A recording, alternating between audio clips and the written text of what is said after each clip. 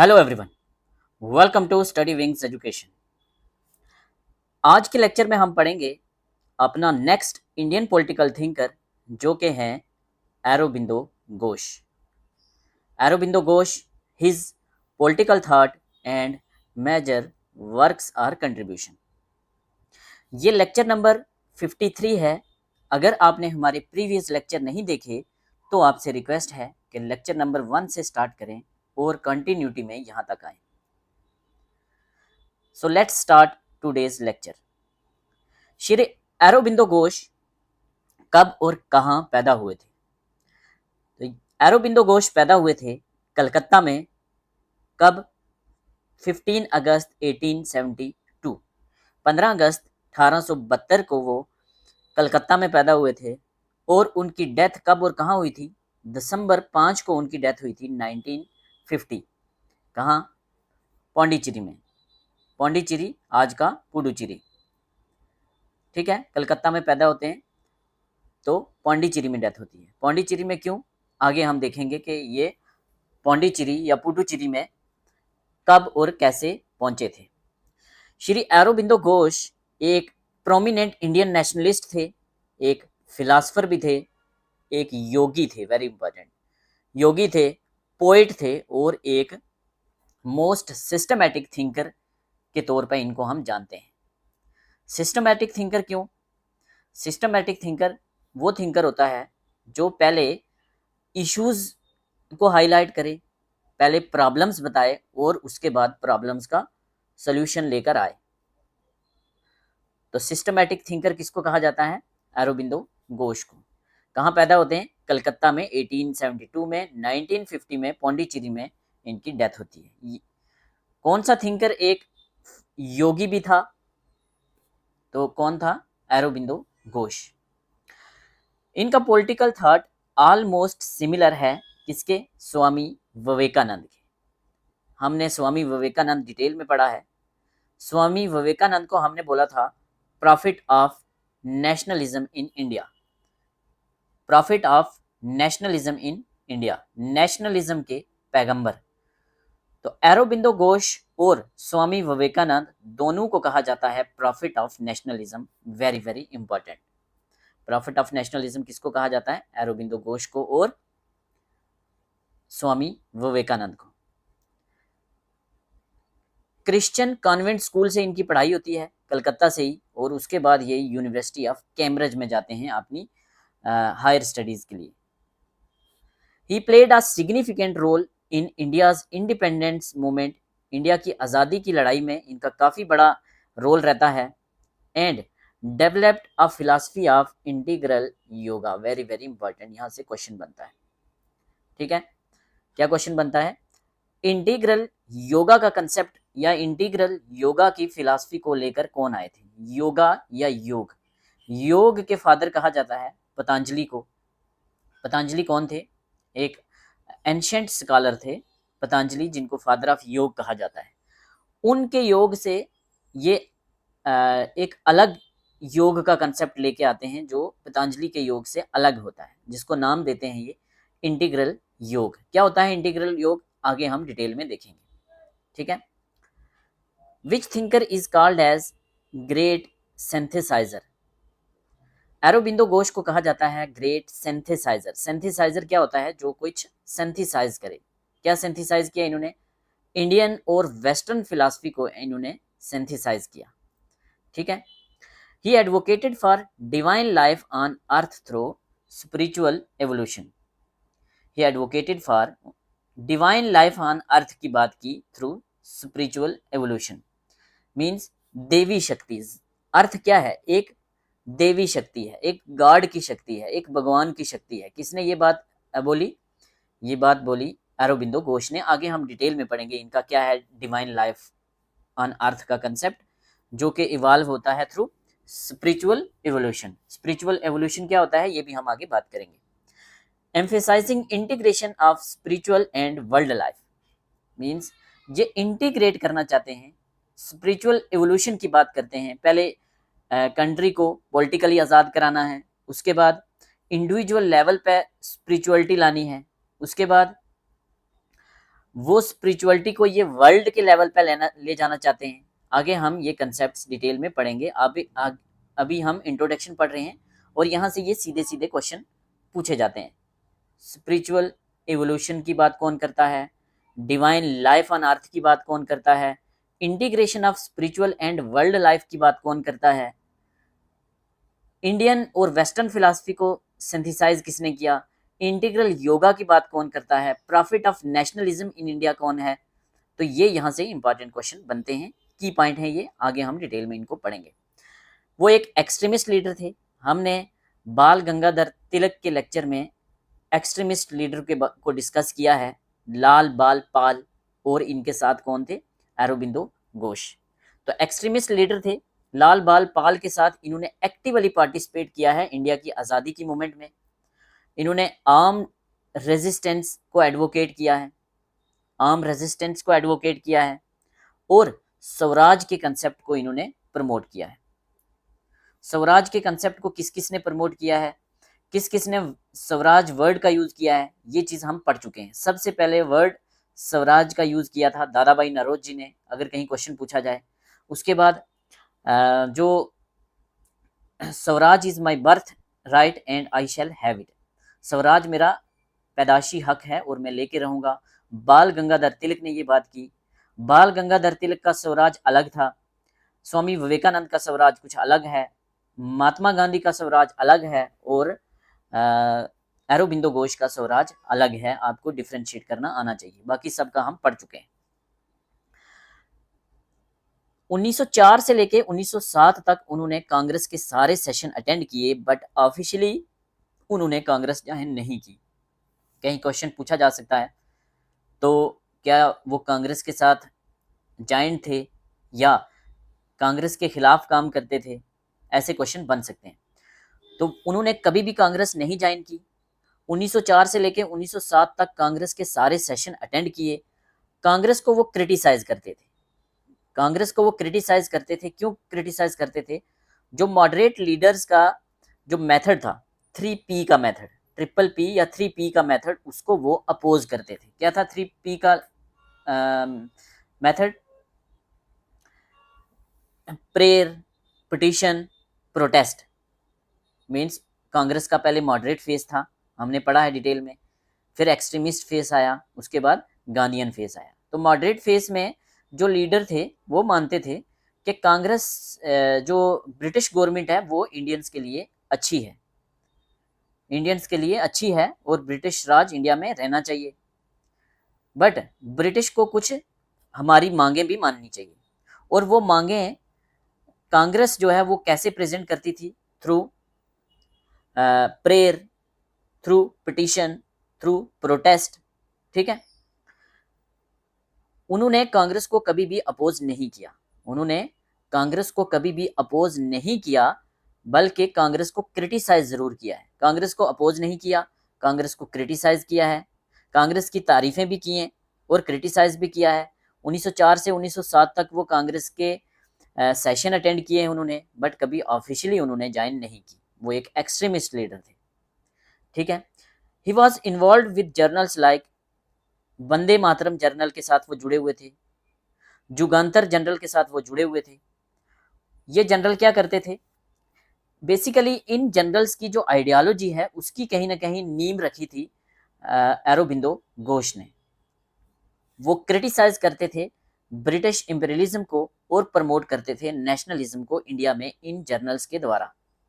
ठीक है, तो यहां से क्या क्वेश्चन पूछे जाएंगे, फर्स्ट आपको पता होना चाहिए वंदे मातरम जनरल किसका है, वो हम आगे बात करेंगे। जुगांतर पार्टी किसकी है वो हम आगे बात करेंगे अभी।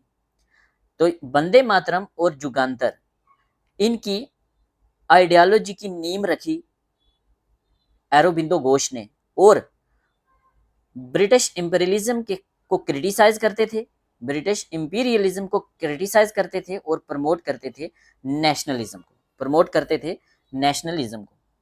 Aurobindo provided the ideological foundation to ultra radical Jugantar party, very very important. ठीक है, अल्ट्रा रेडिकल जुगांतर पार्टी की जो आइडियोलॉजिकल नींव है वो अरबिंदो घोष ने रखी। ये पार्टी किसके अंडर काम करती थी? ये अनुशीलन समिति के अंडर काम करती थी। अनुशीलन समिति के अंडर ये पार्टी काम करती थी। ठीक है, अभी हम देखते हैं क्या है ये, फिर से रिवाइज करेंगे, आपको यहाँ ही याद हो जाएगा। सबसे पहले हम देखते हैं अनुशीलन समिति क्या है। अनुशीलन समिति क्या है? अनुशीलन समिति है 24 मार्च 1902 में ये लॉन्च की गई थी। 24 मार्च 1902 में लॉन्च की गई थी। किसके द्वारा? बरिंदर कुमार घोष के द्वारा और जतिंदर नाथ बनर्जी के द्वारा और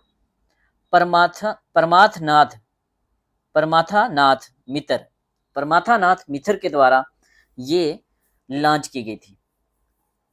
अनुशीलन समिति के हेड कौन थे?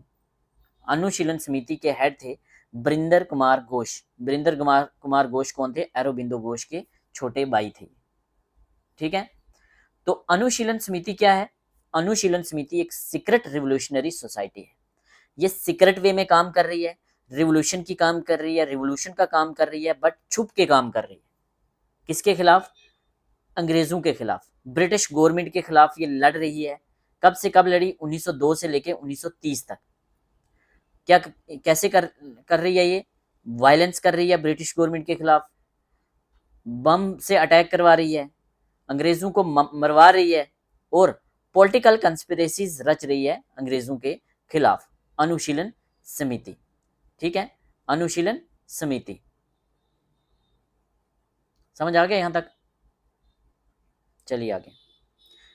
नेक्स्ट है, इसी अनुशीलन समिति के अंडर एक पार्टी काम कर रही थी जिसका नाम था जुगांतर पार्टी। क्या नाम था? जुगांतर पार्टी या युगांतर पार्टी।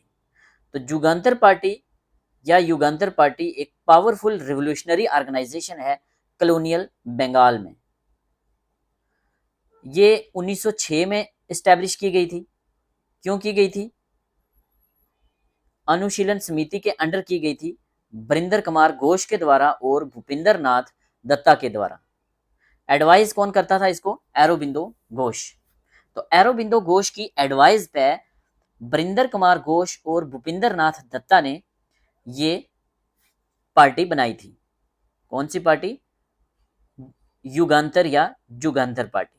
क्या काम था इसका? वायलेंस करना, अंग्रेजों के खिलाफ वायलेंस करना, अंग्रेजों के खिलाफ बम से अटैक करवाना, अंग्रेजों को मारना, पॉलिटिकल कंस्पिरेसीज रचनी। ठीक है, यहां तक समझ आ गया? नहीं आया तो हम हल्का सा रिवाइज कर लेते हैं, अगर आपको बोरिंग लग रहा है। इंपॉर्टेंट पॉइंट रिवाइज करेंगे। Profit of nationalism in India किसको कहा जाता है? अरबिंदो घोष को और स्वामी विवेकानंद को। उसके बाद इनको इंटीग्रल योगा का कंसेप्ट लेके आए ये। आगे हम बात करेंगे क्या है इंटीग्रल योगा का कंसेप्ट। फिलहाल इतना याद रखना है आपको, इंटीग्रल योगा का कंसेप्ट मैच करने के लिए आएगा तो आपने अरबिंदो घोष के साथ मैच करना है। ग्रेट सिंथेसाइजर कहा जाता है इनको इंडियन और वेस्टर्न फिलॉसफी का। डिवाइन लाइफ ऑन अर्थ का कंसेप्ट कौन लेके आया? Aurobindo Ghosh. Divine life on earth through spiritual evolution, integration of spiritual and worldly life. Lal Bal Pal के साथ ये एक एक्सट्रीमिस्ट लीडर थे। आर्म रेजिस्टेंस को प्रमोट करते हैं, स्वराज के कंसेप्ट को प्रमोट करते हैं। कांग्रेस के इन्होंने 1904 से लेकर 1907 तक के सारे सेशन अटेंड किए, बट कभी भी कांग्रेस ज्वाइन नहीं की। कांग्रेस को ये क्रिटिसाइज करते थे क्योंकि मॉडरेट लीडर्स का जो अप्रोच थी ट्रिपल पी की, that is prayer, petition and protest.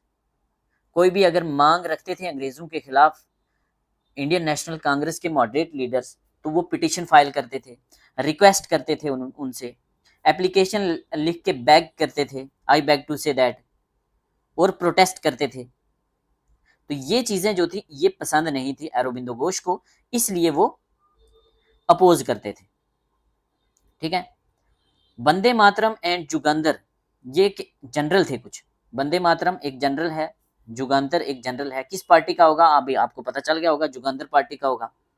तो वंदे मातरम और जुगांतर जनरल के द्वारा ब्रिटिश इंपीरियलिज्म को क्रिटिसाइज करते हैं और नेशनलिज्म को प्रमोट करते हैं। Ultra radical party Jugantar party जो कि अनुशीलन समिति के अंडर काम कर रही है, उसका आइडियोलॉजिकल फाउंडेशन का क्रेडिट जाता है किसको? अरबिंदो घोष को। अनुशीलन समिति है क्या?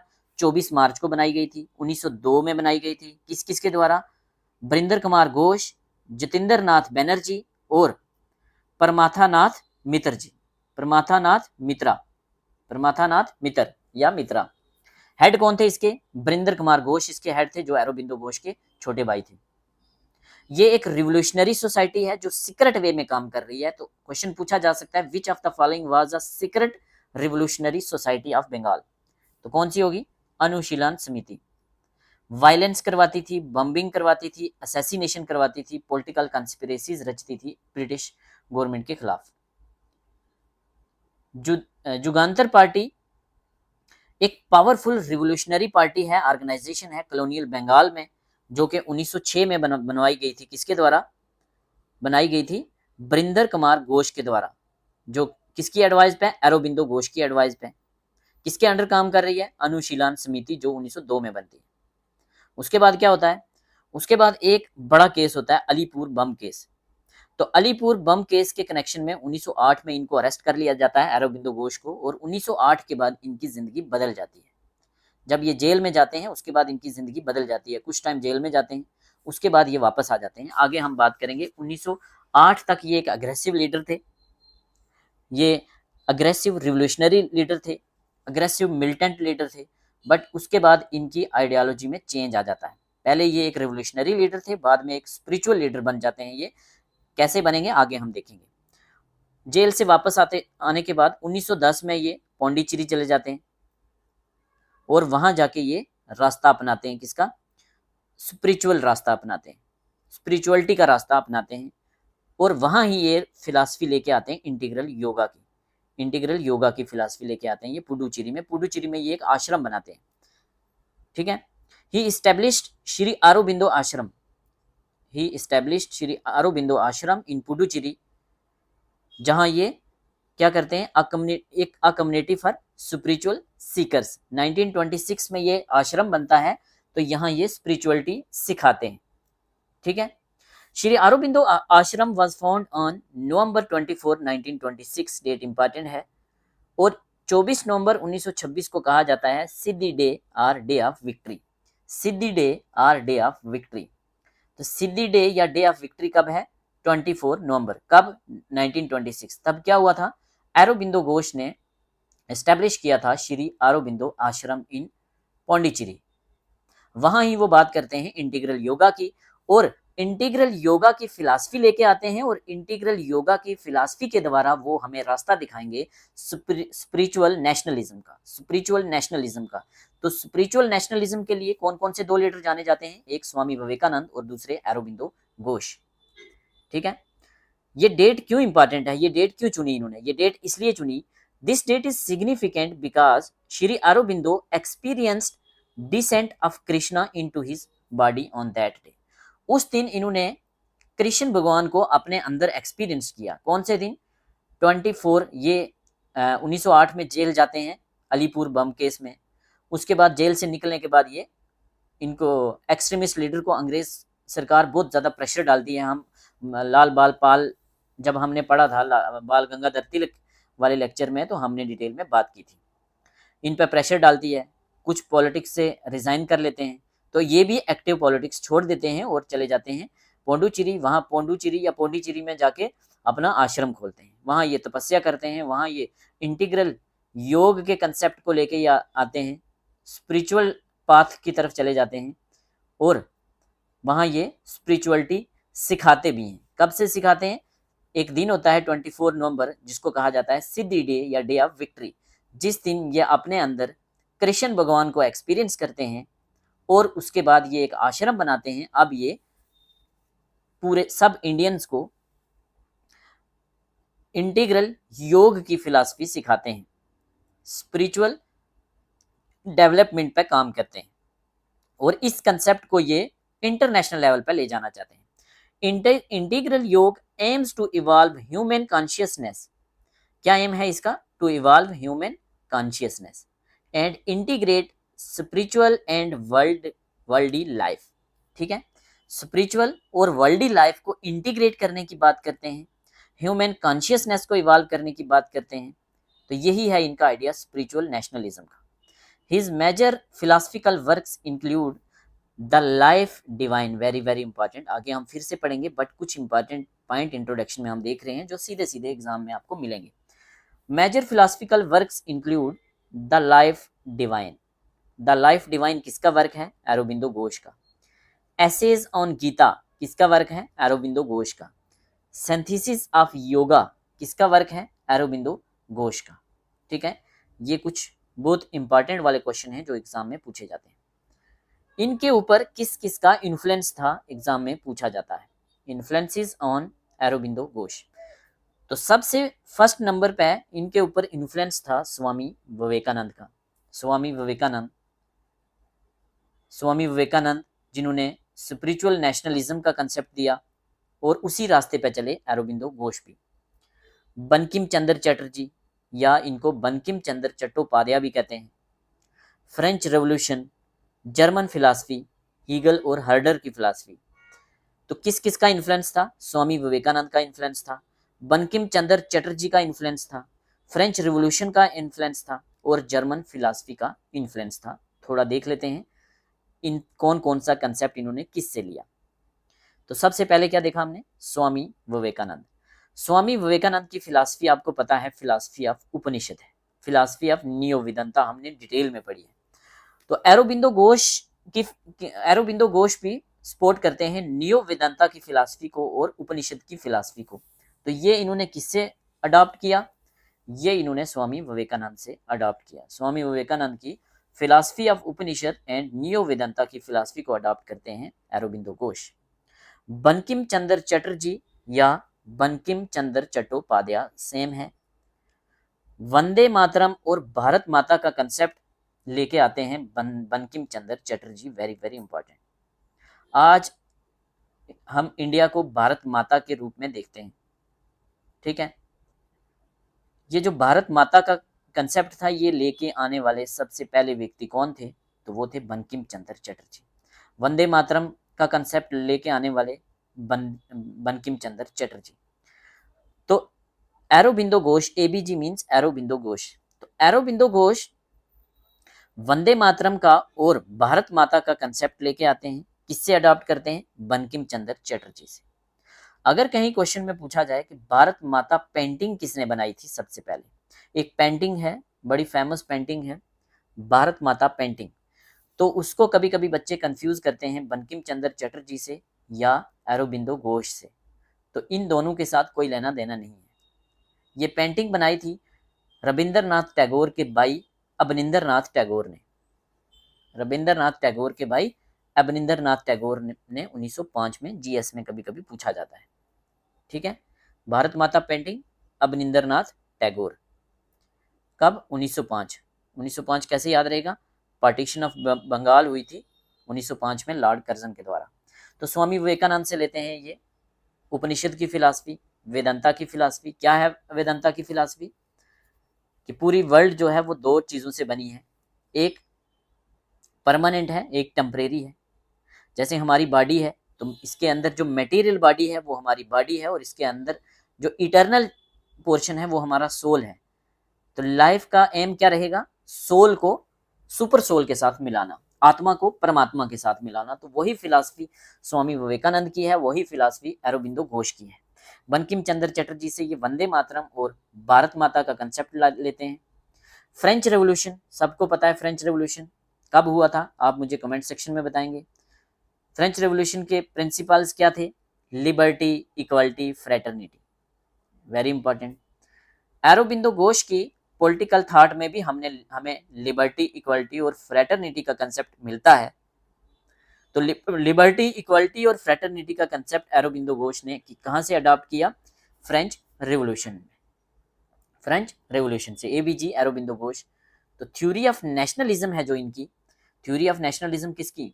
अरबिंदो घोष की थ्योरी ऑफ नेशनलिज्म में हमें लिबर्टी, इक्वालिटी और फ्रेटर्निटी का कंसेप्ट मिलता है जो उन्होंने फ्रेंच रेवोल्यूशन से अडॉप्ट किया।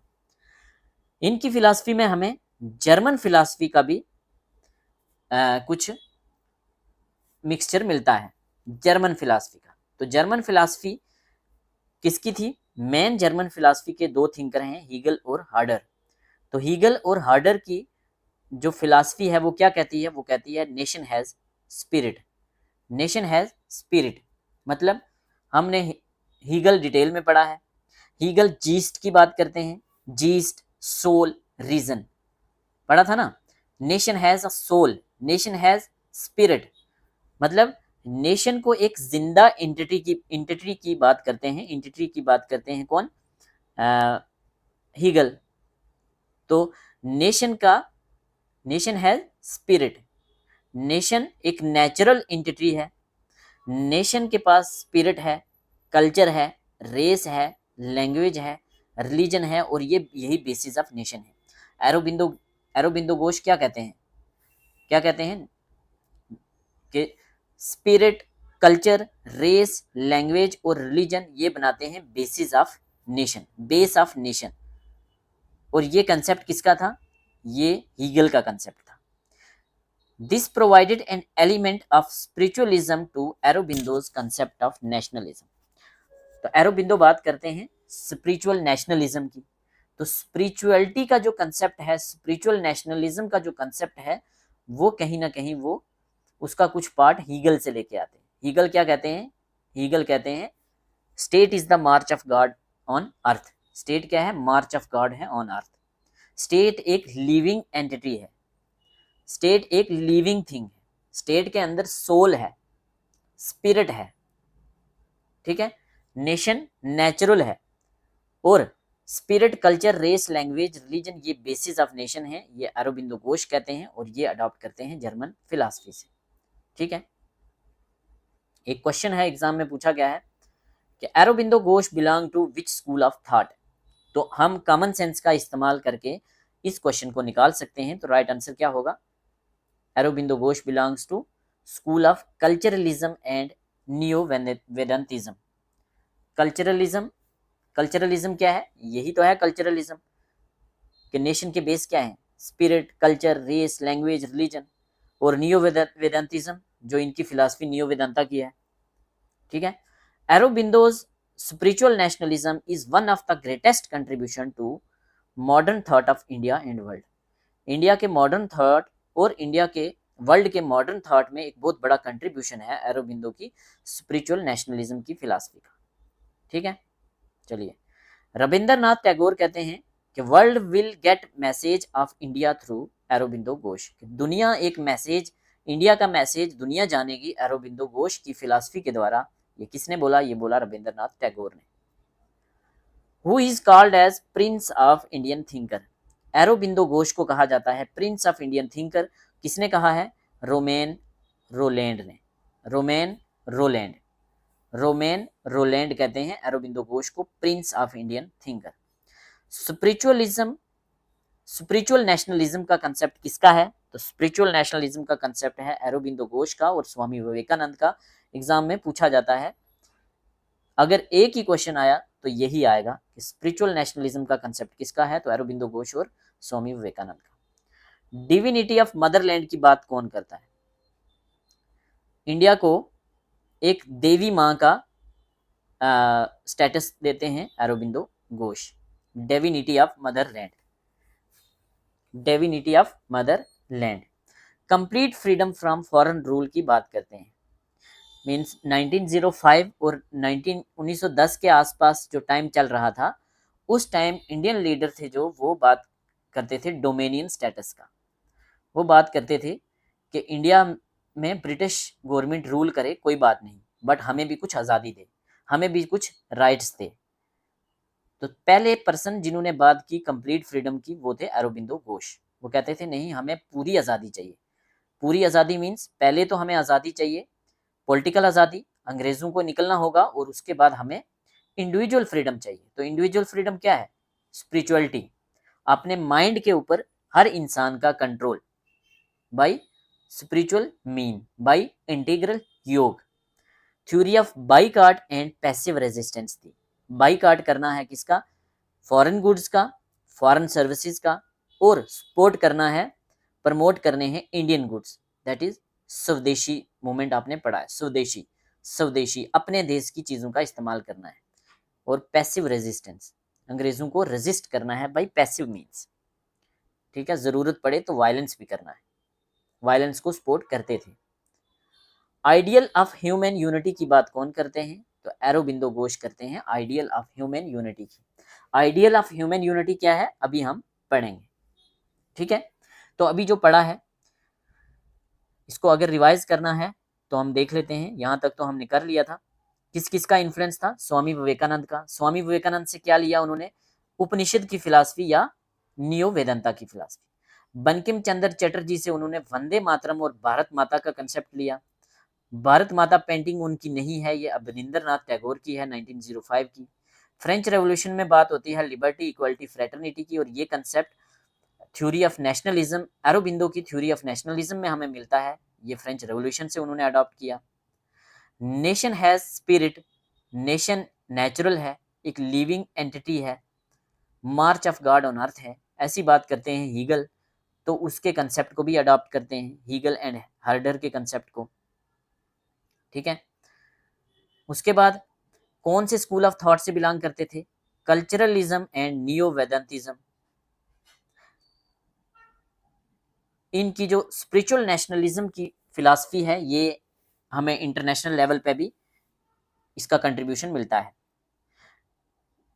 दुनिया इंडिया का मैसेज लेगी अरबिंदो घोष की फिलॉसफी से, किसने बोला? टैगोर ने।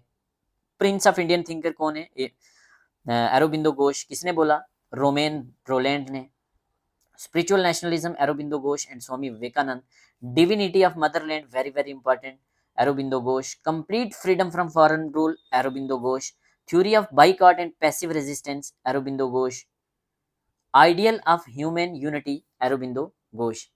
ये 1910 मैंने ये नहीं बताया कि बाइकॉट की थ्योरी, ये तो बाइकॉट की बात 1905 के बाद होने लगी थी, 1906 में जब पार्टीशन ऑफ बंगाल के बाद। आइडियल ऑफ ह्यूमन यूनिटी की बात कौन करता है? अरबिंदो घोष। क्या है आइडियल ऑफ ह्यूमन यूनिटी? हम देखते हैं, स्टार्ट करते हैं political thought of Aurobindo Ghosh. तो political thought of Aurobindo Ghosh में सबसे पहले हम पढ़ेंगे आइडियल ऑफ वर्ल्ड यूनिटी या ideal of integral human unity, ठीक है। तो आइडियल ऑफ वर्ल्ड यूनिटी का कंसेप्ट अरबिंदो घोष ने दिया। Ideal of integral human unity का बात किसने दिया? अरबिंदो घोष ने। वर्ड से ही लग रहा है, मीन्स यूनिवर्सलिज्म की बात करते होंगे, यूनिवर्सल ब्रदरहुड की बात करते होंगे। अरबिंदो इन्फ्लुएंस थे neo वेदांतिक idea of human unity से। कोई भी पर्सन जो वेदांता की फिलॉसफी को मानता है वो हमेशा यूनिवर्सलिज्म की बात करेगा, ये आप एक ट्रिक याद रखें। कोई भी पर्सन जो नियो वेदांता की फिलॉसफी को मानता है, हमने नियो वेदांता की फिलॉसफी धर्मशास्त्र में भी पढ़ी है, फर्स्ट पॉलिटिकल थिंकर में, उसके बाद हमने स्वामी विवेकानंद में भी पढ़ा है, और भी काफ़ी थिंकर्स में हमने पढ़ा है। तो सीक्वेंस में हमारे लेक्चर देखें, आपको समझ आएगा। Aurobindo was influenced by neo-Vedantic idea of human unity, thus he proposed integral approach to human unity. Integral approach लेके आते हैं ह्यूमन यूनिटी के लिए। फोकस करते हैं evolution of universal consciousness in the individual has की टू इमर्ज वर्ल्ड यूनिटी। तो world unity क्या होगी, कैसे होगी? जब यूनिवर्सल लेवल पे कॉन्शियसनेस आएगी। कॉन्शियसनेस कैसे आएगी आगे हम बात करेंगे। सिंपल सी भाषा है, अगर हर इंसान लिबरल है, उसके माइंड के ऊपर किसी का कंट्रोल नहीं है, वो स्पिरिचुअलिटी के पाथ पे चल रहा है, तो हर इंसान को हम हर इंडियन इंडिविजुअल को स्पिरिचुअलिटी का पाथ पढ़ाना चाह रहे थे अरबिंदो घोष। जब सारे के सारे इंडियंस स्पिरिचुअलिटी के रास्ते पे चलेंगे, इंडिया जो है वो स्पिरिचुअलिटी का मैसेज वर्ल्ड के लेवल पे लेके आएगा, तो पूरी दुनिया में स्पिरिचुअलिटी होगी। यही एम था अरबिंदो घोष का। He held that aggregation is the law of nature. वो कहते हैं कि मिल के रहना ही लॉ ऑफ नेचर है। कुदरत ने हमें बनाया है, भगवान ने हमें बनाया है, तो हम सारे सोल भगवान के सोल हैं, हम सबको इकट्ठे होके रहना है। If we don't go according to the nature, अगर हम नेचर के हिसाब से नहीं जाएंगे तो नेचर हमें तबाह कर देगा। किसने बोला? अरबिंदो घोष ने। अरबिंदो घोष कहते हैं people of world must learn to live together as brother. पूरी दुनिया के लोगों को ये सीखना होगा कि वो ब्रदर्स की तरह रहें। मीन्स यूनिवर्सल ब्रदरहुड की बात करते हैं अरबिंदो घोष। और कौन कौन करता है यूनिवर्सलिज्म की बात या यूनिवर्सल ब्रदरहुड की बात, हम पढ़ चुके हैं, कमेंट सेक्शन में आप बताएं। Unity to be achieved is not mechanical one established under iron law of state. Means ऐसी यूनिटी को वो सपोर्ट नहीं करते जो स्टेट के कानून से आए। स्टेट के कानून तो सबको मानने हैं, स्टेट के कानून सबको बांध के रखते हैं। हम एक कॉन्स्टिट्यूशन से बांधे हुए हैं तो हम यूनाइटेड हैं। वो कहते हैं मैं इस यूनिटी को नहीं सपोर्ट करता जो लॉ ऑफ स्टेट से जो यूनिटी आए। मैं किस पे बिलीव करता हूँ? Unity in which individuals and communities get the fullest opportunity to develop their potential. वो वाली यूनिटी जहां हर इंडिविजुअल, हर कम्युनिटी अपना गोल रियलाइज करे, अपनी फुल पोटेंशियल को डेवलप करे, सेल्फ रियलाइजेशन की बात करे। He talked about world society in which the nations will be intrinsic part of whole world। वो बात करते हैं वर्ल्ड सोसाइटी की, और वर्ल्ड सोसाइटी में जो नेशंस हैं वो एक यूनिट का काम करेंगे, वो इंट्रेंसिक पार्ट होंगे एज होल का। ठीक है। He held that rise of India as nation is just for Indians। कि rise of India as nation, India को हम एज अ नेशन राइज कर रहे हैं, वो सिर्फ इंडियंस के लिए है, वो सिर्फ इंडियन के लिए नहीं है। मतलब हम इंडिया को एज नेशन बनाना चाहते हैं। इंडिया को कैसा नेशन बनाना चाह रहे हो? भारत माता का कंसेप्ट उन्होंने दिया है। इंडिया को रिलीजियस बेस में वो आगे लेके जाना चाहते हैं। तो वो कह रहे हैं कि इंडिया हैज नेशन सिर्फ इंडियंस के लिए नहीं है, ये पूरी की पूरी इंसानियत के लिए इस फायदेमंद है, बेनिफिट है इसका। थ्योरी ऑफ नेशनलिज्म क्या है इनकी? थ्योरी ऑफ नेशनलिज्म क्या है इनकी? Theory of Nationalism by Aurobindo Ghosh। Aurobindo nationalism is based on welfare of whole humanity। Aurobindo बात करते हैं welfare of whole humanity, पूरी दुनिया की इंसानियत की वेलफेयर की बात करते हैं, without being concerned with the superiority of any particular caste। Aurobindo Ghosh कहते हैं कोई भी कास्ट सुपीरियर नहीं है, मीन्स वर्ण सिस्टम को सपोर्ट नहीं कर रहे। कोई भी रिलीजन इंपॉर्टेंट नहीं है, कोई रिलीजन सुपीरियर नहीं है, कोई कास्ट सुपीरियर नहीं है। क्या सुपीरियर है? ह्यूमैनिटी, इंसानियत। तो वेलफेयर ऑफ होल ह्यूमैनिटी की बात करते हैं। His nationalism is an inspiration to be a true Indian. उनका नेशनलिज्म एक इंस्पिरेशन है ट्रू इंडियंस के लिए। Ultimate goal of Aurobindo's nationalism is realization of ideal unity. Ultimate goal Aurobindo के नेशनलिज्म का क्या है? हम पहले भी बात कर चुके हैं, realisation of ideal of unity of humanity. Ideal of unity of humanity क्या है? हम ऊपर बात कर चुके हैं ये। ठीक है, सबको मिलके रहना है, हर इंडिविजुअल फ्री है। स्पिरिचुअल नेशनलिज्म की बात कर रहे हैं। ठीक है, नियो वेदांता की फिलॉसफी जो हम ऑलरेडी पढ़ चुके हैं। Aurobindo Ghosh gave bold theory of Indian nationalism। तो इंडियन नेशनलिज्म की बोल्ड थ्योरी किसने दी? बोल्ड थ्योरी लेके आते हैं अरबिंदो घोष, जहां वो बात करते हैं कि इंडिया कोई एक इनर्ट सब्जेक्ट नहीं है। ये इंडिया को कहते हैं ये मदर है, ये माँ है। जैसे हम अपने पेरेंट्स के साथ जुड़े होते हैं। लेट अस सपोज आप कोई इंपॉर्टेंट काम कर रहे हैं, आप अपनी ड्यूटी पे हैं, आपकी जॉब लगी हुई है, आप बच्चों को पढ़ा रहे हैं, आप IAS हैं या कोई भी ड्यूटी निभा रहे हैं, तो आपको मैसेज आता है कि आपकी मदर सडनली बीमार हो गए हैं और वो एडमिट हैं हॉस्पिटल में। तो आप अपनी ड्यूटी को छोड़ के भाग जाओगे, पहले अपनी माँ के पास पहुंचोगे। तो वो वाली माँ का दर्जा देते हैं किसको? देश को। यही है bold theory of Indian nationalism, जहां कंट्री को एक ऑब्जेक्ट के तौर पे नहीं देखा गया बल्कि एक मदर के तौर पे देखा गया है। जब बात आपकी कंट्री की आएगी, आपकी मदरलैंड की आएगी, तो आपका खून खोलता है या नहीं खोलता? State is a living entity. State एक जिंदा चीज है, स्टेट एक मदर है। किसने बोला? अरबिंदो घोष ने। यही है इनकी नेशनलिज्म की थ्योरी। नेशनलिज्म एक रिलीजन है which has come from God. Nationalism एक रिलीजन है जो गॉड की तरफ से आया है, जो ईश्वर की तरफ से आया है, जो भगवान की तरफ से आया है। And therefore it can not be crushed. और इसको हम क्रश नहीं होने देंगे। इसको हम अंग्रेजों के द्वारा बर्बाद नहीं होने देंगे। अंग्रेज हमारी वेल्थ को ड्रेन कर रहे हैं, हमारी इंडस्ट्री को तबाह कर रहे हैं, हम इसको क्रश नहीं होने देंगे। Struggle for nationalism is not guided by any political sentiment. Nationalism की जो स्ट्रगल है वो सिर्फ और सिर्फ पॉलिटिकल सेंटिमेंट नहीं है, वो एक रिलीजियस मिशन है, वो एक रिलीजियस सेंटिमेंट है, क्योंकि देश हमारी माता है, मदर है। Thus, nationalism is not mere political programme. Nationalism सिर्फ एक पॉलिटिकल प्रोग्राम नहीं है, नेशनलिज्म एक रिलीजन है, भगवान की तरफ से बनाया हुआ रिलीजन। अरबिंदो घोष कहते हैं, अरबिंदो घोष कहते हैं nationalism is a religion by people try to realise God in their nation. Nationalism क्या है कि लोग रियलाइज करते हैं गॉड को अपने देश में, और अपने हर फेलो कंट्री, हर कंट्रीमैन, हर सिटीजन से यही फील करेगा कि जो देश है वो उसकी माँ है, और माँ है वो गॉड का रूप है। अरबिंदो घोष कहते हैं नेशन इज अ माइटी शक्ति। Very very important. किसने बोला नेशन एक माइटी शक्ति है? अरबिंदो घोष ने। किसने बोला नेशन मदर है?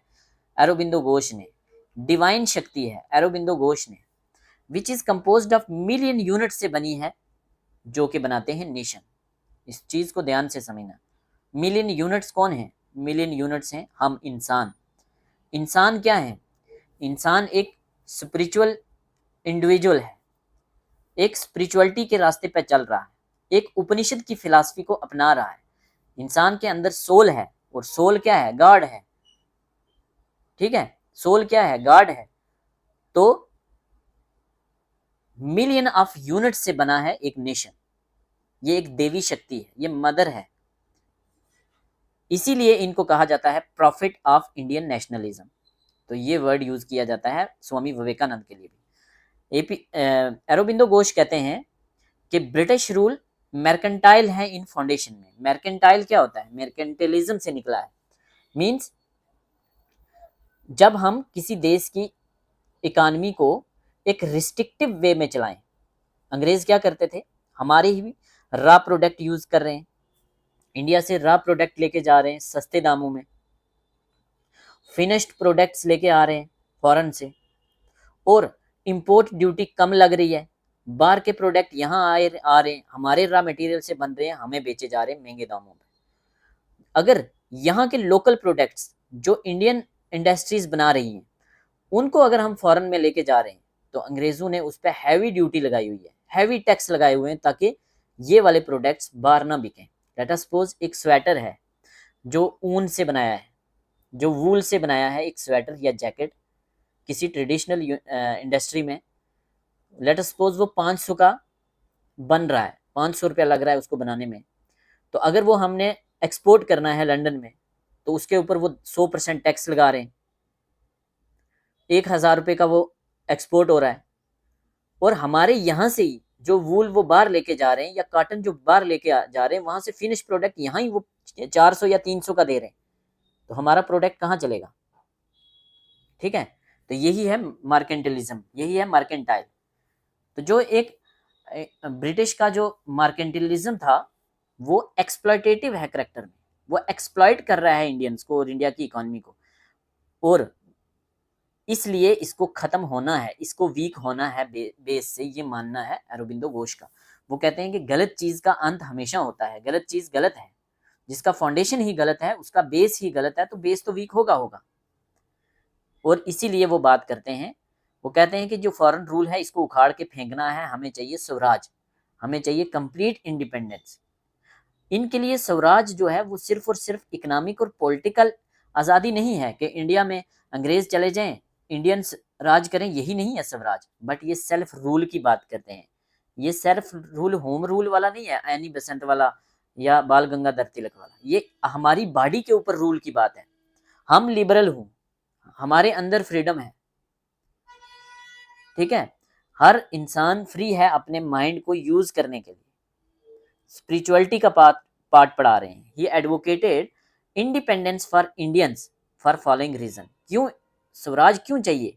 कौन कौन से रीजन हैं स्वराज के लिए? वो बात करते हैं लिबर्टी चाहिए हमें। लिबर्टी होगी तो हमारी रैशनल डेवलपमेंट होगी, हम रैशनल वे में सोचेंगे, rational development of intellectual moral development, spiritual development और पॉलिटिकल डेवलपमेंट होगी हर इंडिविजुअल की। बात करते हैं वो इंडिविजुअल लेवल पे फ्रीडम की। पहले हमें देश को आज़ाद करना है, फिर इंडिविजुअल लेवल पे फ्रीडम चाहिए। आपके डिजायर्स के ऊपर आपका कंट्रोल हो, आपके डिजायर्स के ऊपर, आपके माइंड के ऊपर कोई कॉन्स्टिट्यूशन कंट्रोल ना रखे, कोई आपको चेन्स में बांध के ना रखे, कानून की चेन्स में। To take a lead for progress of world through its spiritual development. To take a lead for, जब हर इंडिविजुअल फ्री है, इंडिविजुअल लेवल पे फ्रीडम है, तो वो नेशनल लेवल पे फ्रीडम होगी और उसी को लेके जाएंगे वर्ल्ड लेवल पे। कैसे? स्पिरिचुअल डेवलपमेंट के द्वारा। To live well and happily, सब हेल्दी रहेंगे, सब हैप्पी रहेंगे। और Indian should live free not slaves, Indians को फ्री रहना है, हम गुलाम नहीं हैं, हम गुलाम नहीं हैं। तो ये होगा कैसे? इसका मोड ऑफ एक्शन क्या होगा नेशनलिज्म का? तो mode of action for nationalism by Aurobindo Ghosh. इनका मोड ऑफ एक्शन जानने से पहले थोड़ा सा हम बैकग्राउंड देख लेते हैं आईएनसी का, इंडियन नेशनल कांग्रेस का। इंडियन नेशनल कांग्रेस कब बनी? 1885 में। किसने बनाई? ए ओ ह्यूम ने बनाई। फर्स्ट प्रेसिडेंट कौन थे आईएनसी के? तो WC बैनर्जी थे, याद रखना। ठीक है। कांग्रेस के हम 3 फेज पढ़ते हैं, पहले मॉडरेट फेज, फिर एक्सट्रीमिस्ट फेज और फिर गांधीयन फेज। 1885 में जब ये बनी, तब से लेके 1905 तक जब पार्टीशन ऑफ बंगाल हुआ, उस फेज को कहते हैं हम moderate phase. Moderate phase 3P का इस्तेमाल करते थे, प्रेयर करते थे, पिटीशन करते थे और प्रोटेस्ट करते थे अंग्रेजों के आगे। पीसफुल मैनर में प्रोटेस्ट करते थे, अपनी मांगे रखते थे। ये चीज अरबिंदो घोष को और लाल बाल पाल को पसंद नहीं थी। 1905 में, 1905 में पार्टीशन ऑफ बंगाल हो जाता है और 1906 में स्वदेशी मूवमेंट और बाईकाट मूवमेंट स्टार्ट हो जाती है। ठीक है। मिलिटेंट नेशनलिज्म का राइज होता है, तो इस चीज को अंग्रेज दबा देते हैं। 1907 में सूरत का सेशन होता है कांग्रेस का, सूरत सेशन, जिसमें सूरत स्प्लिट के तौर पे हम इसको जानते हैं। कांग्रेस 2 पार्ट में बट जाती है, एक एक्सट्रीमिस्ट, दूसरे मॉडरेट्स। मॉडरेट्स क्या है? इनका फेस 1905 तक है, जो प्रेयर, पिटीशन और प्रोटेस्ट के द्वारा आपने अपनी मांगे ब्रिटिश गवर्नमेंट के आगे रख रहे हैं। एक्सट्रीमिस्ट जो है, इनका फेस रहता है 1906 से 1915 तक। लाल बाल पाल और अरबिंदो घोष इंपॉर्टेंट लीडर हैं। तो जब सूरत स्प्लिट होता है, उसके बाद अंग्रेज गवर्नमेंट एक्सट्रीमिस्ट को दबा देती है, जेल में डाल देती है, जिसमें अरबिंदो घोष भी जेल में चले जाते हैं और अलीपुर बम कंस्पिरेसी में। उसके बाद ये पॉलिटिक्स से रिजाइन कर लेते हैं 1910 में और चले जाते हैं पौंडीचेरी में, या पुडुचेरी में, आज के पुडुचेरी में। वहां जाके ये अपना आश्रम खोलते हैं और अब ये दूसरा रास्ता अपनाते हैं स्पिरिचुअलिज्म का। ठीक है। ये थोड़ा सा इनका बैकग्राउंड आपको पता होना चाहिए mode of action for nationalism जानने से पहले। ठीक है। तो 1915 से लेकर 1947 तक गांधीयन फेज होता है, जो हम ऑलरेडी पढ़ चुके हैं। ठीक है। 1916 में लखनऊ पैक्ट साइन होता है। 1916 में लखनऊ पैक्ट साइन होता है, जब एक्सट्रीमिस्ट और मॉडरेट्स फिर से एक हो जाते हैं। फिर से हल्का सा रिवाइज कर लेते हैं अगर कुछ आपको समझ नहीं आई। इंडियन नेशनल कांग्रेस कब बनी? 1885। किसने बनाई? ए.ओ. ह्यूम ने। फर्स्ट प्रेसिडेंट कौन थे? WC बैनर्जी। 1985 से लेके 1905 तक मॉडरेट अप्रोच होती है, जिसमें प्रेयर, पिटीशन, प्रोटेस्ट से अपनी मांग को रखते हैं। 1905 में पार्टीशन ऑफ बंगाल होता है। 1906 में स्वदेशी और बाईकाट मूवमेंट लॉन्च होते हैं और राइज हो जाता है एक्सट्रीमिस्ट का। 1915 तक एक्सट्रीमिस्ट का टाइम रहता है, जिसमें लाल बाल पाल और अरबिंदो घोष मेन लीडर होते हैं। और सूरत स्प्लिट के बाद जब कांग्रेस डिवाइड हो जाती है 2 पार्ट में, इनको दबाने की कोशिश की जाती है, जिसमें अरबिंदो घोष राजनीति छोड़ के चले जाते हैं। कहाँ चले जाते हैं? पुडुचेरी या पौंडीचेरी में। ठीक है।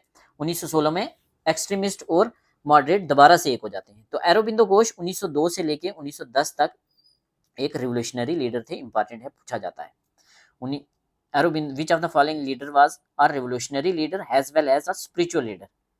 तो अरबिंदो घोष 1910 तक एक रिवोल्यूशनरी लीडर होते हैं। उसके बाद इनको जेल हो जाती है। जेल में एक टर्निंग पॉइंट होता है इनका, जब ये स्पिरिचुअल पाथ की तरफ निकल पड़ते हैं और फिर ये एक्टिव पॉलिटिक्स छोड़ के ये चले जाते हैं पौंडीचेरी में, वहां जाके अपना आश्रम खोलते हैं और स्पिरिचुअलिटी के रास्ते पे चलते हैं, इंटरनल योग के रास्ते पे चलते हैं। ठीक है, तो हमने क्या पढ़ना है, मोड ऑफ एक्शन क्या रहेगा नेशनलिज्म का। नेशनलिज्म इनका हमने पढ़ लिया कि माँ की तरह देख रहे हैं ये इंडिया को, मदर की तरह। मोड ऑफ एक्शन क्या रहेगा इनका, मोड ऑफ एक्शन जानने से पहले हमने क्या बोला, अरबिंदो घोष 1902 से 1910 तक एक रिवोल्यूशनरी लीडर रहते हैं और 1910 से लेके 1952 तक, जब तक इनकी डेथ नहीं होती, ये एक स्पिरिचुअल लीडर बन जाते हैं। ठीक है, चलिए, न्यू लैंप्स फॉर ओल्ड क्या है, मेथड की बात कर रहे हैं हम कि नेशनलिज्म का मेथड क्या रहेगा। इन्होंने नेशनलिज्म के मेथड की शुरुआत की न्यू लैंप्स फॉर ओल्ड से। न्यू लैंप्स फॉर ओल्ड क्या है, न्यू लैंप्स फॉर ओल्ड ये एक सीरीज ऑफ आर्टिकल्स है, सीरीज ऑफ आर्टिकल्स है। किसने लिखे, श्री अरबिंदो घोष ने। ठीक है, श्री अरबिंदो घोष ने ये लिखे, जिसमें ये क्या करते हैं, ये क्रिटिसाइज करते हैं मॉडरेट पॉलिटिक्स को। मॉडरेट की पॉलिटिक्स क्या है, triple P, prayer, petition, protest. तो ये अपोज करते हैं, क्रिटिसाइज करते हैं और बोलते हैं ये जो 3P के मेथड हैं ये पॉलिटिकल मेडिसेंसी है, ये पॉलिटिकल मेडिसेंसी है, ये पॉलिटिकल बैगरी है, ये बीक है, ये हमें मंजूर नहीं है। New lamps for old written by Aurobindo Ghosh, ये एक सीरीज ऑफ आर्टिकल हैं। ये किसको क्रिटिसाइज करते हैं, मॉडरेट पॉलिटिक्स को। मॉडरेट पॉलिटिक्स के 3Ps को, प्रेयर्स, पिटिशन और प्रोटेस्ट को कहते हैं ये बीक है, ये हमें मंजूर नहीं है। 1902 से लेके 1910 तक इन्होंने आज़ादी की लड़ाई में एक्टिव वे में पार्टिसिपेट किया, उसके बाद ये स्पिरिचुअल रास्ते में चले गए। ठीक है, he proposed that political action can be channelized through positive programme of political action. वो कहते हैं, वो लिखते हैं, किसमें क्रिटिसाइज करते हैं, आर्टिकल्स लिखते हैं न्यू लैंप्स फॉर ओल्ड, जिसमें ये क्रिटिसाइज करते हैं मॉडरेट्स को और बात करते हैं कि नेशनलिज्म कैसे अचीव होगा। नेशनलिज्म अचीव होगा, हमें पॉलिटिकल एक्शन को प्रपोज करना पड़ेगा, पॉलिटिकल एक्शन को फॉलो करना पड़ेगा। कौन सा पॉलिटिकल एक्शन, जिसको वो नाम देते हैं positive programme of political action. Positive programme of political action किसका है, अरबिंदो घोष का। ये 7 स्टेप बताते हैं, कौन कौन से, सीक्रेट रेवोल्यूशनरी प्रोपोगंडा, हमें सीक्रेट रेवोल्यूशनरी प्रोपोगंडा चलाना पड़ेगा। अनुशीलन समिति की बात की है हमने ऊपर, युगांधर पार्टी की बात की है हमने। तो ऐसे हमें सीक्रेट लेवल पे कुछ रिवोल्यूशनरी ऑर्गेनाइजेशन बनानी होगी जो अंग्रेजों के खिलाफ काम करेंगी, जो अंग्रेजों के खिलाफ वायलेंस करेंगी, जो अंग्रेजों के खिलाफ बम्बिंग करेंगी, जो कंस्पिरेसी रचेंगी और अंग्रेज गवर्नमेंट को वीक करेंगी। और क्या बात करते हैं राइटिंग्स की, हमें अंग्रेजों के खिलाफ लिखना है, अंग्रेज गवर्नमेंट के खिलाफ लिखना है, स्पीचेस देनी है, पब्लिक गैदरिंग करनी है, पब्लिक गैदरिंग में स्पीच करनी है, पैसिवली रेजिस्ट करना है अंग्रेजों का, बाइकाट करना है फॉरेन गुड्स और फॉरेन सर्विसेज का, स्वदेशी गुड्स और सर्विसेज का इस्तेमाल करना है, इंडियन गुड्स और सर्विसेज का इस्तेमाल करना है, बाइकाट करना है ब्रिटिश एजुकेशन सिस्टम का। Very very important, British education system का बाइकाट करने की बात करते हैं।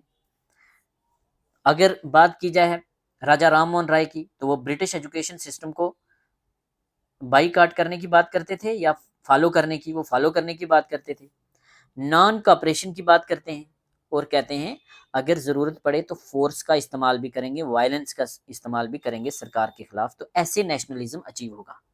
ठीक है, कैसे होगा, positive programme of political action के द्वारा, जिसमें वो सीक्रेट रिवोल्यूशनरी प्रोपोगंडा की बात करते हैं, लिखना होगा न्यूज़पेपर्स में, जर्नल्स में, स्पीचेस देनी होंगी, पब्लिक गैदरिंग करनी होगी, लोगों को अवेयर करना होगा, पैसिव रेजिस्टेंस को फॉलो करना होगा, बाइकाट करना होगा फॉरेन गुड्स का और सर्विसेज का, स्वदेशी गुड्स का इस्तेमाल करना होगा, ब्रिटिश एजुकेशन सिस्टम का बाइकाट करना है, नॉन कॉपरेट करना है, कॉपरेट नहीं करना ब्रिटिश के साथ, फोर्स का भी इस्तेमाल करना है, वायलेंस का भी, अगर अंग्रेज नहीं मानेंगे तो।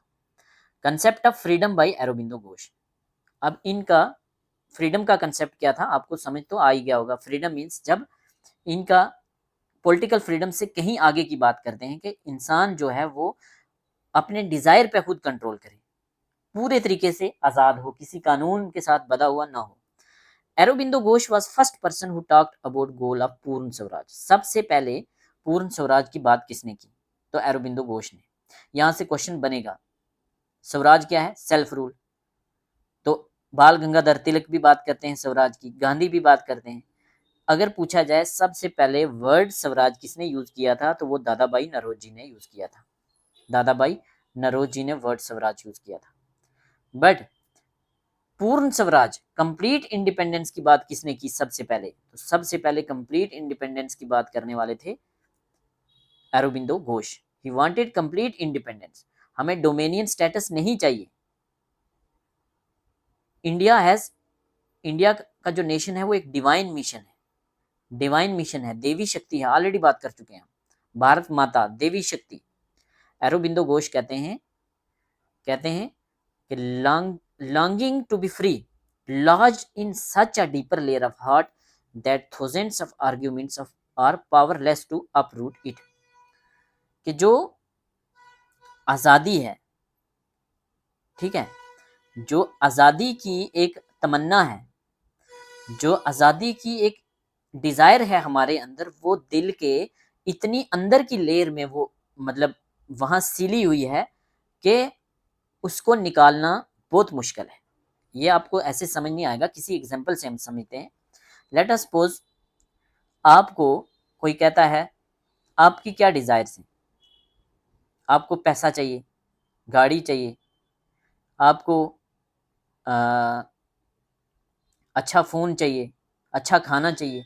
लेट अस सपोज आपको मैं ऑफ़र करता हूँ, आपको मैं पैसे दूंगा, खाना अच्छा दूंगा, जो आप मांगोगे वो दूंगा, बट आपको बंद करके रखना है आपके घर के अंदर। खाना चाहिए आपके घर में पहुंचा देंगे, फ़ोन चाहिए घर के अंदर पहुंचा देंगे, बट आपको ताला मार के अंदर ही रहना है, बाहर नहीं निकलने देना। तो क्या ऐसी आज़ादी आपको मंजूर होगी? नहीं होगी। मतलब हजार सुखों के आगे भी फ्रीडम जो है वो नहीं झुक सकती।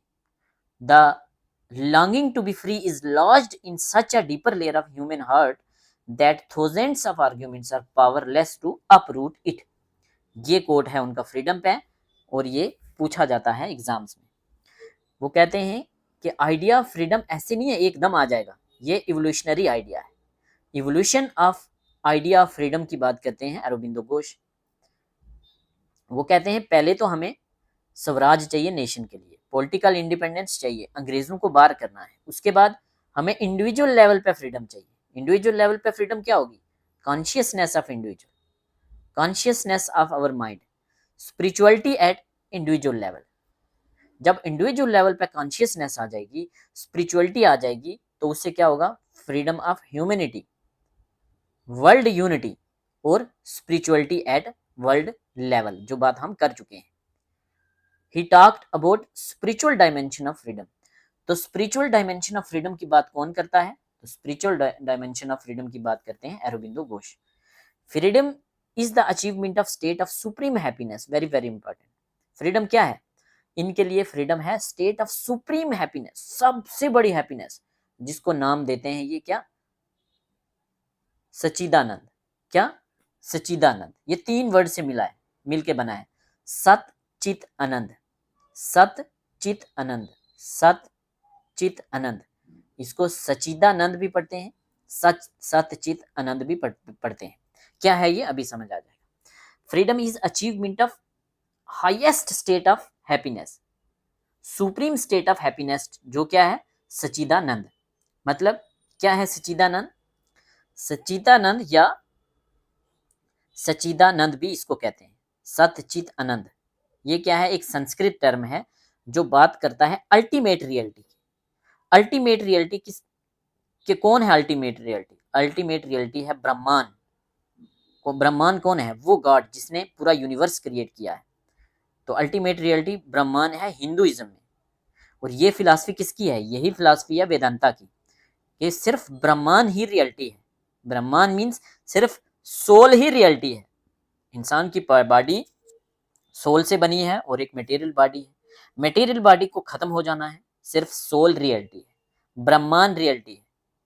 यही है वेदांता की philosophy. It represent nature of divine और द सेल्फ। मतलब नेचर ऑफ डिवाइन या सेल्फ डिवाइन की बात हो रही है। इस टर्म को जब हम ब्रेक करते हैं सच्चिदानंद को या सतचित आनंद को, तो सत, चित और आनंद 3 वर्ड से बना है। सत मीन्स ट्रूथ, सच्चाई, चित मीन्स कॉन्शियसनेस, चित मीन्स अवेयरनेस, अवेकनिंग, नॉलेज, और आनंद मीन्स हैप्पीनेस, खुशी, ब्लिस, जॉय। ठीक है, आप समझ आ गया होगा सच्चिदानंद क्या है। Sachchidananda points to the idea that ultimate reality is not just static entity. Ultimate reality ये नहीं है कि आपका देश आजाद हो गया, स्टेट बन गई तो ये अल्टीमेट रियलिटी है, बट ये स्टैटिक नहीं, ये dynamic state of being characterised by pure existence, pure consciousness और प्योर ब्लिस। और ये होगा कैसे? ये होगा इंटीग्रल योग के थ्रू। इंटीग्रल योग के थ्रू क्या है इंटीग्रल योग, आगे बात करते हैं। मतलब इन्होंने क्या कंसेप्ट दिया फ्रीडम का। फ्रीडम क्या है? फ्रीडम है आप पहले अपने देश को आजाद कराना है, इंडिविजुअल लेवल पे फ्रीडम और ह्यूमैनिटी लेवल पे फ्रीडम। फ्रीडम क्या है? State of supreme happiness. Supreme happiness mean Satchit Ananda. सतचित आनंद क्या है? यही फिलॉसफी है वेदांता की। ये क्या कहती है? ये कहती है अल्टीमेट रियलिटी गॉड है, ब्रह्मांड है, सोल है। सत मीन्स सच्चाई। सच्चाई क्या है? सोल, ब्रह्मांड, गॉड। चित मीन्स कॉन्शियसनेस, जब हर इंडिविजुअल चित्त की स्टेज पे चला जाएगा, कॉन्शियसनेस की स्टेज पे चला जाएगा, इनलाइटनमेंट की स्टेज पे चला जाएगा, नॉलेज की स्टेज पे चला जाएगा। जो बड़े बड़े प्रॉफिट हुए हैं उनको इनलाइटनमेंट होता है जब वो भगवान के साथ डायरेक्ट बात करते हैं। जैसे गौतम बुद्धा थे, महावीरा थे, ठीक है, जैसे प्रॉफिट मोहम्मद थे, उनको एनलाइटनमेंट मिला था हीरा केव में। तो वो चित्त वाली स्टेज थी, कॉन्शियसनेस, अवेयरनेस, और आनंद हैप्पीनेस। ठीक है, तो सच चित आनंद क्या है? आइडिया ऑफ अल्टीमेट रियलिटी है, जो कि डायनेमिक है, स्टैटिक नहीं है, डायनेमिक है। डायनेमिक मीन्स एक स्टेज से दूसरी में जाना है। हमारा सोल जो है वो हमारी बॉडी में है आज, यहाँ से जब निकल जाएगा तो वो हायर सोल की तरफ जाएगा, ब्रह्मांड की तरफ जाएगा, और वही रियलिटी है। और ये होगा कैसे? स्वामी अरबिंदो घोष कहते हैं ये होगा इंटीग्रल योग से। ऊपर मैंने बोला था ना कि आपको मैच के लिए पूछा जा सकता है इंटीग्रल योग किसका कंसेप्ट है, तो अरबिंदो घोष का। तो सत्य चित आनंद होगा कैसे? इंटीग्रल योग से होगा। इंटीग्रल योग का क्या कंसेप्ट है? कंसेप्ट ऑफ इंटीग्रल योग बाय अरबिंदो घोष। अरबिंदो घोष कहते हैं ideal of humanity. Ideal of humanity हम पढ़ चुके हैं। आइडियल ऑफ ह्यूमैनिटी इंटीग्रल योग से आएगी। इंटीग्रल योग क्या है? It represent one of the most comprehensive और स्पिरिचुअल पाथ है डेवलपमेंट के लिए मॉडर्न टाइम। आपने अपने माइंड को अगर कॉन्शियसनेस स्टेज पे लेके जाना है, चित्त स्टेज पे लेके जाना है, तो कैसे लेके जाओगे? योग से लेके जाओगे। कहते हैं कि जो ट्रेडिशनल योगा है, जो पतंजलि का योगा है, उससे ये अलग है। पतंजलि का योगा क्या बात करता है? पतंजलि का योगा बात करता है माइंड की डेवलपमेंट की बात करता है। आपने माइंड डेवलप करना है तो योग करो। बट ये कहता है कि जो ये योग है, कौन सा? जो इंटीग्रल योग है, ये माइंड को सुपर माइंड बनाता है। इंटीग्रल योग कंप्लीट ट्रांसफॉर्मेशन करता है कॉन्शियसनेस की। मीन्स मेडिटेशन है। इंटरनल योग एक मेडिटेशन है जो ट्रांसफॉर्म कर रहा है। जब आप पूजा करते हो, जब हम नमाज पढ़ते हैं, तो जब क्या करते हैं, नमाज में एक स्टेज ऐसी भी होती है, कुछ लोगों में आती है, जब वो खो जाते हैं, वो पूरा मतलब एक उनका माइंड जो है वो डायरेक्ट एक super soul, super God, supernatural power के साथ बात करता है। उस स्टेज की बात कर रहे हैं। He wanted India to a lead in spiritual generation of world, regeneration of world means spiritual regeneration world level पे कोई लेके जाएगा तो वो इंडिया लेके जाएगा। कैसे लेके जाएगा? इंटरनल योग के द्वारा। और यही आजादी है, यही फ्रीडम है। और इंटरनेशनल लेवल पे आज आपको पता है 21 जून को इंटरनेशनल योगा डे भी मनाया जाता है। 2015 से नरेंद्र मोदी की गवर्नमेंट ने ये स्टार्ट करवाया था। 21 जून क्या है? International yoga day. तो इन योग को, इंटीग्रल योग को इंटरनेशनल लेवल पर लेके जाने की बात किसने की? सबसे पहले अरबिंदो घोष ने। अरबिंदो घोष कहते हैं कि जो टेक्निक ऑफ योगा है, कौन सी योगा? वो वाला योग नहीं, जो इंटीग्रल योग यहाँ लिखना था। टेक्निक ऑफ इंटीग्रल योग है, ये ट्रांसफॉर्म करता है माइंड को सुपर माइंड। इंसान का जो माइंड है, माइंड की डेवलपमेंट कौन करता है? योग। वो योग अलग है। इंटीग्रल योग माइंड को सुपर माइंड बना देता है, माइंड को चित्त बना देता है, कॉन्शियसनेस, सत चित आनंद। इसलिए वो कहते हैं इंटरनल योग के द्वारा इंसान गॉड को अंडरस्टैंड करता है। मेडिटेशन के द्वारा इंसान, इंटरनल योग क्या है? मेडिटेशन, एक्सट्रीम लेवल वाली मेडिटेशन, जिससे हमें सतचित आनंद मिले।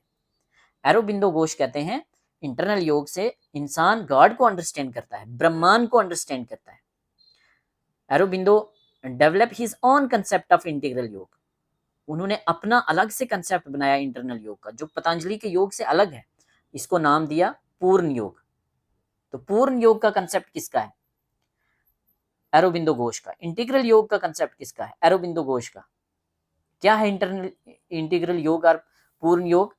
ये कहते हैं इसमें कुछ पार्ट बता दें। एक ज्ञान योग है, ज्ञान योग में हम नॉलेज ले रहे हैं, वे ऑफ विजडम है। फिर भक्ति योग है, ये वे ऑफ डिवोशन है, जब हम खो जाते हैं भक्ति में। फिर कर्म योग है, वे ऑफ वर्ड्स है। राज योग है, वे ऑफ स्पिरिचुअल प्रैक्टिसेस है। तो ज्ञान योग, भक्ति योग, कर्म योग। अरविंदो घोष कहते हैं कि गोल ऑफ ह्यूमन लाइफ क्या है? To attain freedom, to attain Sachchit Ananda. Freedom is realization of universal spirit. Freedom क्या है? Universal spirit. तो यूनिवर्सल स्पिरिट क्या है? ब्रह्मांड, गोल। ये कैसे होगा? ये होगा सतचित आनंद से, सतचित आनंद से। चलिए आगे चलते हैं। मेजर वर्क्स देख लेते हैं अरविंदो घोष के, जहां से क्वेश्चन पूछे जाते हैं। चलो, ideal of human unity, very very important. Ideal of human unity कब लिखा गया? 1918 में। किसने? अरविंदो घोष ने। जहां ये बात करते हैं आइडियल ऑफ ह्यूमन यूनिटी की। आइडियल ऑफ ह्यूमन यूनिटी क्या है? हम बात कर चुके हैं। बात करते हैं achieving world unity through some type of confederation. मतलब हम इंडिविजुअल लेवल पे फ्री होंगे। Spirituality at individual level, spirituality at national level, फिर इंडिविजुअल लेवल, फिर वर्ल्ड लेवल। तो उससे क्या होगा? Ideal of human unity. सब नेचर सपोर्ट करेगा जब हम यूनाइट होके रहेंगे। ये बातें करते हैं आइडियल ऑफ ह्यूमन यूनिटी में। द लाइफ डिवाइन, इंपॉर्टेंट, जहां भारत माता की बात करते हैं, वो मदर इंडिया की बात करते हैं। तो द लाइफ डिवाइन किसका बुक है? अरविंदो घोष का। Theory of spiritual evolution, theory of spiritual evolution कहाँ है? जब स्पिरिचुअली इवॉल्व होंगे हम, कैसे इवॉल्व होंगे? योग के थ्रू। तो लाइफ योग कहाँ है? द लाइफ डिवाइन में। And the advent of divine life on earth, advent of देवी शक्तियां जमीन में। एसे ऑन गीता, अरविंदो का 1922। Savitri, a legend and a symbol, 1940। जहां ये इनका पोइटिक वर्क है जो महाभारत की थियोलॉजी पे बेस्ड है। Synthesis of yoga, 1948। Human cycle, 1949। On the Veda, 1956। ठीक है, ये कुछ इंपॉर्टेंट वर्क हैं। कौन कौन से?